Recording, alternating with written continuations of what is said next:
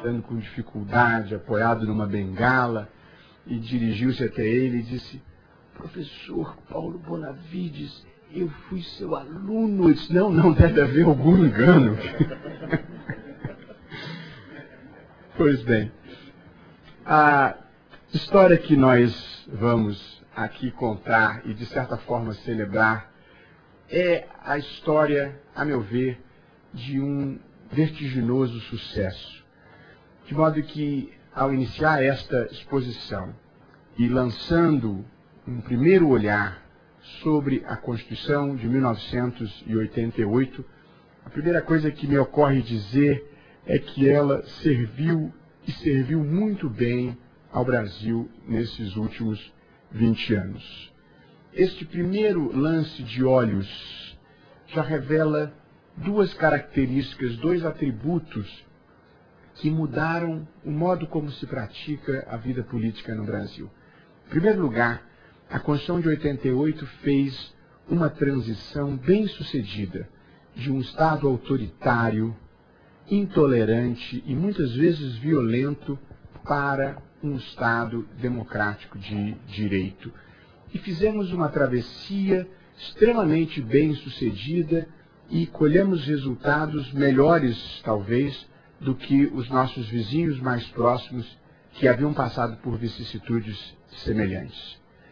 E o segundo ponto que salta aos olhos a esse primeiro lance de vista é que a Constituição de 88 proporcionou ao Brasil o mais longo período de estabilidade institucional da nossa história. Foram 20 anos e não foram tempos banais. Nós vivemos a destituição de um presidente da República, nós vivemos crises políticas no legislativo marcantes, como a dos anões do orçamento, a do painel do Senado, atravessamos a crise do mensalão, e o que houve de mais notável nesse período é que em nenhuma dessas situações ninguém cogitou de outra solução que não fosse o respeito à legalidade constitucional.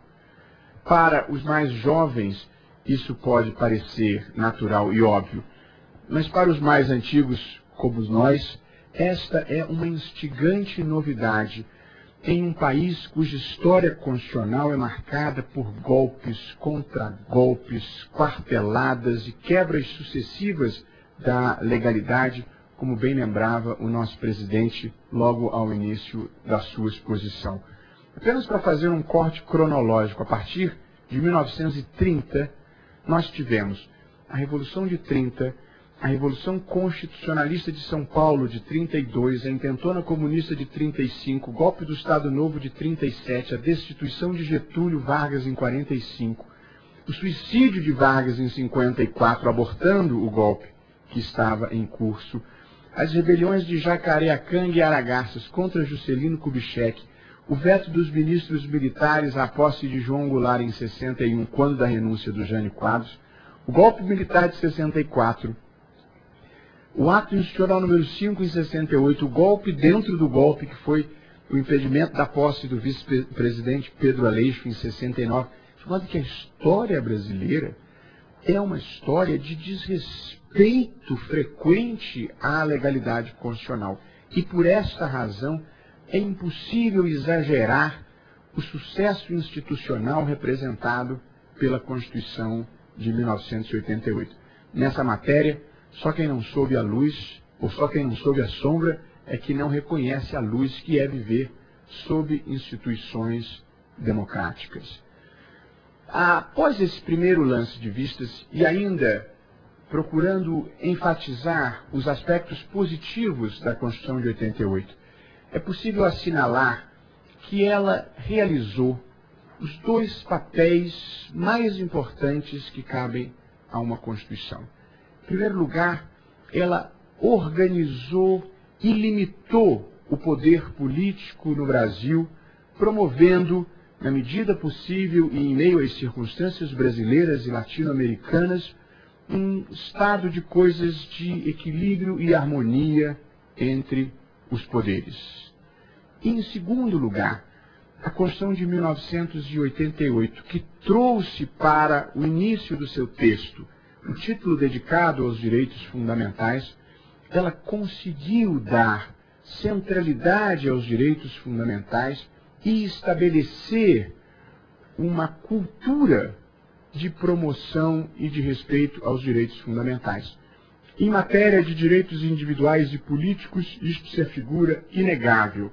Nós vivemos já há mais de 20 anos sob um regime de liberdade de expressão, de liberdade de associação, de direitos de participação política, de votar e de ser votado. De modo que neste domínio, neste binômio, direitos individuais e direitos políticos, nós estamos muito bem. E no domínio dos direitos sociais, que mais de perto diz respeito à magistratura do trabalho, embora não tenhamos percorrido a distância desejável, penso que certamente caminhamos, na medida do possível, na direção certa.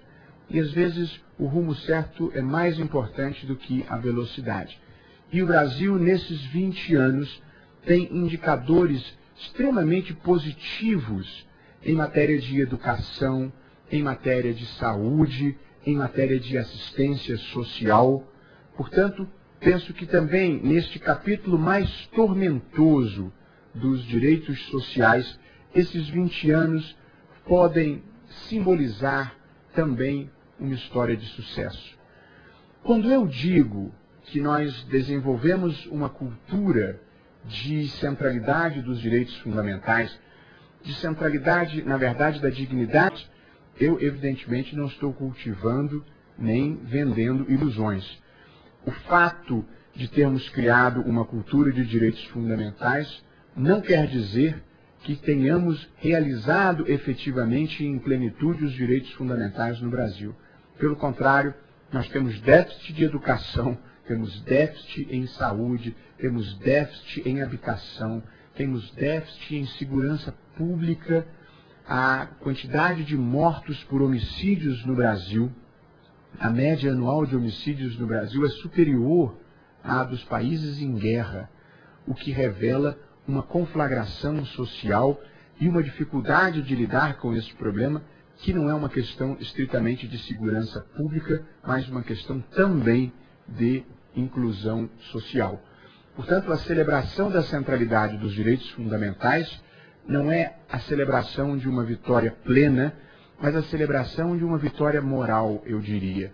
A ideologia dos direitos fundamentais, ela conquistou corações e mentes. E uma ideia leva um tempo, muitas vezes, razoavelmente longo, desde quando ela conquista os corações e mentes até o momento em que ela se realiza efetivamente na prática, no dia a dia, na prática da vida estatal. Portanto, eu penso que estes são aspectos positivos que se podem assinalar neste primeiro lance de vista sobre a Constituição de 88. Transição democrática bem-sucedida, estabilidade institucional, poder limitado e a criação de uma cultura fundada nos direitos fundamentais. É possível, no entanto, olhar para a Constituição também com um olhar crítico severo e aí encontrar um conjunto relativamente importante de defeitos.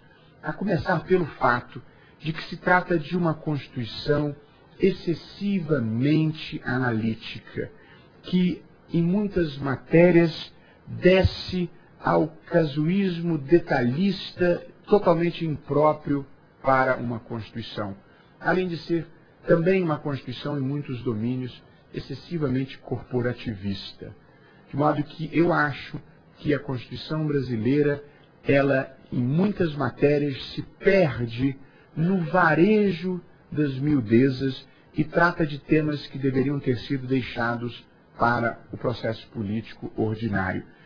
Eu não estou falando nem dos direitos trabalhistas, nem de direitos fundamentais, porque não acho que a constitucionalização analítica desses direitos seja um problema, pelo contrário.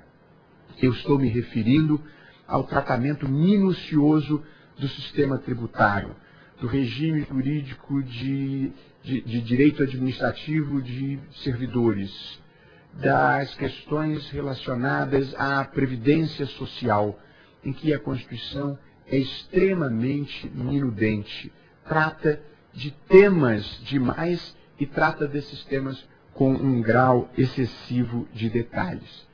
É bem verdade que se pode dizer, em favor da Constituição, que o contexto em que ela foi aprovada levou em ampla medida a esta constitucionalização ampla. Os mais antigos lembrarão que os corredores da Assembleia Constituinte naqueles idos de 87 e 88 eram um espetáculo antropológico. Ali havia juízes, membros do Ministério Público, garimpeiros, prostitutas, militares, donos de cartório, índios, todo mundo estava em busca do seu dispositivo na Constituição, se possível com uma norma de eficácia plena e aplicabilidade imediata, mas se não fosse possível, servia até mesmo uma norma programática. A verdade é que não estar na Constituição era uma derrota quase definitiva para qualquer setor organizado naqueles idos de 87. E isso explica não só esse tom, em alguma medida, corporativista da Constituição, como este caráter analítico em que as matérias estão todas lá. Esse caráter analítico, ele traz algumas desvantagens. Primeiro, sobre o imaginário das pessoas, que passa a supor que tudo pode e deve estar na Constituição. Eu me lembro que logo depois da Assembleia Constituinte eu participei de um evento em Vitória e ali se produziu um volume que eu tenho na biblioteca do meu escritório de casa, que fala O Espírito Santo na Constituição. E eu me lembro que a minha mulher, que não é do ramo jurídico, entrou pouco depois da Constituição no meu gabinete de trabalho, leu lá O Espírito Santo na Constituição. Você tem razão, puseram de tudo mesmo. Não é isso que quer significar este livro, mas o imaginário das pessoas passou a supor que tudo poderia ter lugar na Constituição. Há um grande inconveniente nisso, já ressaltado pelo nosso presidente da ANAMATRA, Dr. Cláudio José. É que, na medida em que você constitucionaliza muitas matérias, você faz com que a política ordinária seja exercida em grande medida, não por leis ordinárias, mas por emendas à Constituição. Como muitas matérias ordinárias foram constitucionalizadas, a política ordinária no Brasil acaba se fazendo, em ampla medida, por emendas constitucionais. É esta a explicação para as nossas 62 emendas, 56 emendas constitucionais e as 6 emendas de revisão. E há um inconveniente nisso. Aliás, há dois. Primeiro, que a emenda sucessiva, a reforma sucessiva da Constituição, desnatura um pouco o papel da Constituição, que é abrigar os valores que têm vocação de permanência e não a rotina da vida. Mas há uma segunda inconveniência, é que a constitucionalização excessiva, ela dificulta a governabilidade. Por qual razão?